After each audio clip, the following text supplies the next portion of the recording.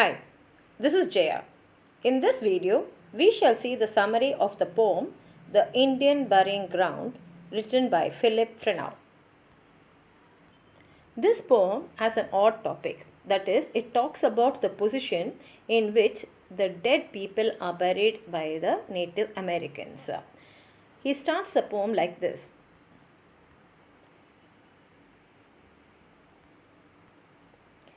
In spite of all the learned have said, I still my old opinion keep. So he says, in spite of all the well-educated people saying, I still keep only my own old opinion.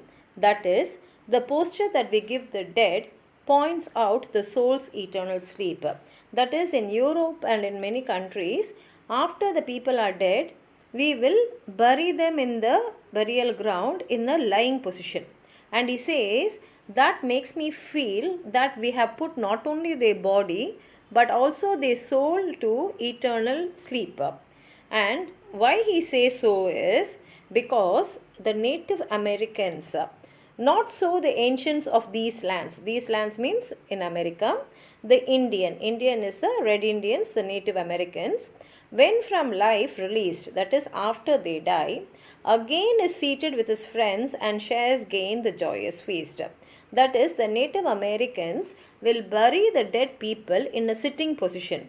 And when you see that, you will think that they are seated along with their friends enjoying a good-hearted feast. And that is the way they will bury because they believe in life after death. That is, all religions have a belief that the body is the only one which will die. But our soul is eternal, there is no death to the soul. But it is only the Native Americans who really believe in that concept, and they will make the dead people bury in the sitting position. And that is what he says here. And he says that that is not the way in which we people, that is in Europe, we bury them. And he also adds by saying, his image is buried and painted bold. That is, we not only bury only the body, but they also bury images of birds and bowls which are all painted. And venison is the meat of deer, which is a food for them. For a journey dressed, and they'll dress them up as though they are going on a journey. Bespeak the nature of the soul. So, all this is something which we are giving to the soul, not to the body of the dead people. Activity that knows no rest, because the soul will not rest at all. And for the activity which is needed for the soul, everything is given along with the dead body. And then he continues saying, his bow for action ready bent and arrows with a head of stone. Not only that, since most of them will be hunters, the bow which they used and the arrows which are with sharp stone heads are also kept along with them, can only mean that life is spent and not the finer essence gone. So all this means that only the body is dead, but the finer essence, that is the soul, is not gone. The soul is still there and the soul is going to live another life. So they are going to go into another world where the people will need all these things. So everything what is needed for one person is buried along with them in their graveyard. Thou stranger that shalt come this way. So now he is talking to a person who is coming near the graveyard, and that person only the poet is addressing as stranger. He says, if you are going to come this way, no fraud upon the dead commit. Observe the swelling turf and say, they do not lie, but here they sit. So he says, generally what do we people say when we go to a graveyard? We will say, here lies the body of the dead ones. But he says, don't tell that lie, because these people are not lying, they are all sitting. So if anyone is passing the graveyard of these Native Americans, remember that these people are buried in the sitting posture. And so he cautions them not to tell any lies. Here, still lofty rock remains on which the curious eye may trace. So he says, see the rocks in the places where these Native Americans lived.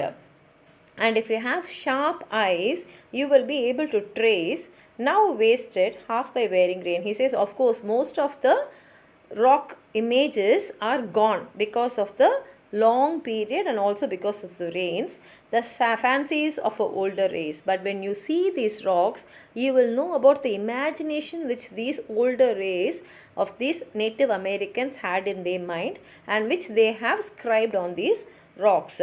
And it tells that you all have to see that to know about these people and how they lived before they were colonized by the Europeans. And then he continues saying, here still an aged elm aspires, beneath whose far projecting shade. And then he points out to an ancient tree, elm tree, and he says, beneath that tree, because this tree is such a vast tree that it gives lots of shade to the people, and which the shepherd still admires the children of the forest played. That is, this is the place where all the shepherds will come and enjoy the shade. And this is the place where the children of the forest is the young ones of the Native Americans. This is the place where they all came and played. So this elm tree can be very proud of itself because it has survived so many years and it has provided the shade where those people, the young ones of the Native Americans, had enjoyed playing, and even now the shepherds will come and sit and take rest. And then he says, they oft a restless Indian queen, pale Sheba with a braided hair. Now we know that Queen of Sheba we would have heard, and here this is an imaginary queen because mostly these Native Americans did not have a queen. But he says here there must be a woman who was very dominating, and many a barbarous form is seen to cheat the man that lingers there, and she will be controlling and guiding all the men who are walking here and there. And he describes her using the biblical reference of Queen of Sheba with her braided hair. And he says, but by midnight moons, that is in the night, over moistening dews, see it is night and dewdrops are seen everywhere. In habit for the chase arrayed, the hunter still the deer pursues. And in the habit of the hunters will go for hunting the deers, so they will be still waiting for the deer to come. The hunter and the deer a shade, and in that night when you look at the hunter and the deer, both will look only as a shade because of the moonlight and because of the darkness which is surrounded. And all these are imaginations of the poet. And he also says, and long shall timmering fancy see the painted chief and pointed spear. And at the same time he says, when you come to this graveyard and if you see these mounds, you will even be able to see one graveyard which has the chief. And definitely this chief will be with a painted face and he will be holding the pointed spear in his hand. And reason's self shall bow the knee to shadows and delusions here. And he says when we see that, we can even imagine the other people kneeling in front of him showing their respect. And so he says you will see so many shadows which will show you many images which will come to imagination, and you will even wonder whether it is the real ones which we are seeing. And that is how he ends a poem. He says that if you come and if you imagine about these Native Americans, there are so many memories about them which will come to our mind, which will give you pleasant memories. If you have anything more to add on to what I have said, please write it in the comment box. Like the video, share it with your friends, and if you have not subscribed my channel, please subscribe. Thank you.